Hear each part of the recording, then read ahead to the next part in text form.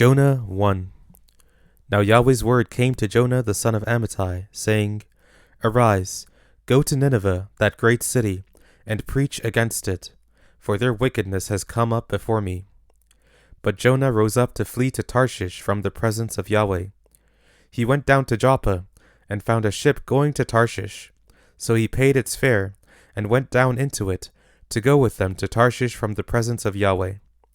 But Yahweh sent out a great wind on the sea, and there was a mighty storm on the sea, so that the ship was likely to break up. Then the mariners were afraid, and every man cried to his God. They threw the cargo that was in the ship into the sea to lighten the ship. But Jonah had gone down into the innermost parts of the ship, and he was laying down, and was fast asleep. So the shipmaster came to him, and said to him, What do you mean, sleeper? Arise, call on your God. Maybe your God will notice us, so that we won't perish. They all said to each other, Come, let's cast lots, that we may know who is responsible for this evil that is on us. So they cast lots, and the lot fell on Jonah. Then they asked him, Tell us, please, for whose cause this evil is on us? What is your occupation? Where do you come from? What is your country? Of what people are you?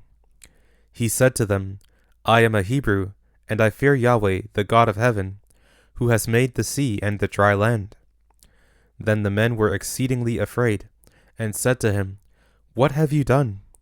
For the men knew that he was fleeing from the presence of Yahweh, because he had told them. Then they said to him, What shall we do to you, that the sea may be calm to us? For the sea grew more and more stormy. He said to them, Take me up, and throw me into the sea. Then the sea will be calm for you, for I know that because of me this great storm is on you. Nevertheless the men rowed hard to get them back to the land, but they could not, for the sea grew more and more stormy against them. Therefore they cried to Yahweh, and said, We beg you, Yahweh, we beg you, don't let us die for this man's life, and don't lay on us innocent blood. For you, Yahweh, have done as it pleased you. So they took up Jonah, and threw him into the sea, and the sea ceased its raging. Then the men feared Yahweh exceedingly, and they offered a sacrifice to Yahweh, and made vows. Yahweh prepared a huge fish to swallow up Jonah, and Jonah was in the belly of the fish 3 days and 3 nights.